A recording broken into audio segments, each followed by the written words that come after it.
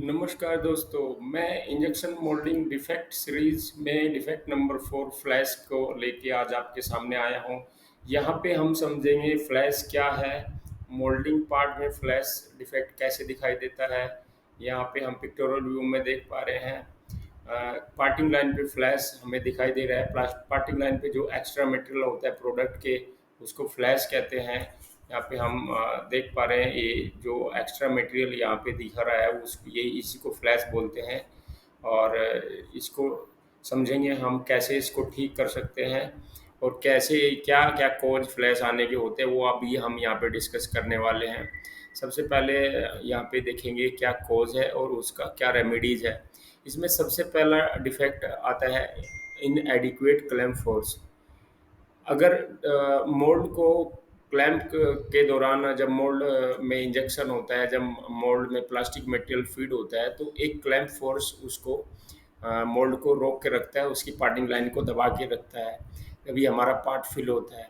और अगर वो क्लैंप फोर्स हमारा प्रॉपरली नहीं होगा, इनएडिक्वेट क्लैंप फोर्स होगा, कम क्लैंप फोर्स होगा, तो हमारे पार्ट में पार्टिंग लाइन पे फ्लैश जनरेट करेगी। यहाँ पे एक छोटा सा वीडियो के द्वारा हम दिखा रहे हैं जो पार्टिंग लाइन पे अलग अलग जगह में पार्ट के अलग अलग हिस्से में फ्लैश जनरेट हो जाती है, वो किस तरीके से दिखाई देती है और उसको हमें किस तरीके से कट करके रिमूव करना होता है।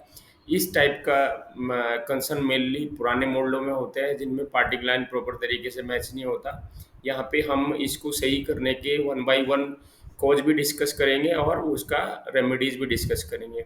इसी के दौरान हम देखेंगे कि दूसरा हमारा कॉज है बैरल का टेम्परेचर हाई होना। दोस्तों, अगर बैरल का टेम्परेचर हाई होगा तो हमारे मटेरियल का विस्कोसिटी ज़्यादा हो जाएगा। ज़्यादा विस्कोसिटी का मटेरियल जब हम मोल्ड के अंदर इंजेक्ट करेंगे तो वो इजीली पार्टिंग लाइन के बाहर फ्लो कर जाएगा और फ्लैश जनरेट करेगा। और हमारा नेक्स्ट रीज़न है इंजेक्शन प्रेशर का ज़्यादा होना। इंजेक्ट अगर हाई इंजेक्शन प्रेशर से मटेरियल को मोल्ड के अंदर इंजेक्ट करेंगे तो भी वो पार्टिंग लाइन से बाहर फ्लो करने के पूरी पॉसिबिलिटी है और उससे फ्लैश जनरेट होगा। इस केस में हमें इंजेक्शन प्रेशर को ऑप्टिमाइज करना होगा, मतलब इंजेक्शन प्रेशर को हम जितना मिनिमम रख सकते हैं उस पे हमें मेंटेन करना होगा। नेक्स्ट हमारा रीज़न है मोल्ड का पार्टिंग लाइन वेयर आउट। दोस्तों, जैसे कि पुराने मोल्डों में अक्सर देखा जाता है कि मोल्ड के पार्टिंग लाइन वियर आउट हो जाता है, एज घिस जाते हैं। एज वियर आउट होने से वो प्रॉपर मैच नहीं करते और मटेरियल पार्टिंग लाइन के बाहर आउटफ्लो हो जाता है और फ्लैश जनरेट हो जाता है, और ये रेगुलरली मोल्ड में आता है जिसको हम लोग रेगुलर बेस पे पार्ट से रिमूव करते हैं। इसको सही करने के लिए हमें मोल्ड के पार्टिंग लाइन को रिपेयर करना होगा, मैचिंग करना होगा, ताकि ये फ्लैश ना आए। और नेक्स्ट हमारा कॉज है parting line mismatch of mould. दोस्तों, कई बार क्या होता है जब मोल्ड बार बार फ्रीक्वेंटली हर शॉट में बंद होता है तो हम वहाँ पे देखते हैं कि उसका पार्टिंग लाइन में कुछ कचरा में भी कुछ रनर, कुछ प्लास्टिक पार्टिकल या कुछ बाहर का कंपोनेंट या कंटेनमेंट उसमें आ सकता है, कुछ कंटामिनेशन आ सकता है जिसकी वजह से पार्टिंग लाइन मैच नहीं होगा और फ्लैश मटेरियल आउटफ्लो हो जाएगा पार्टिंग लाइन से।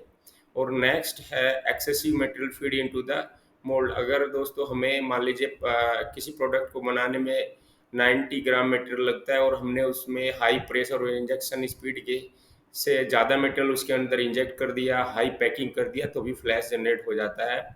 उम्मीद करता हूँ दोस्तों आपको ये फ्लैश डिफेक्ट के कॉज एंड रेमेडीज समझ में आया होगा। नेक्स्ट डिफेक्ट लेके हम आपके सामने फिर हाजिर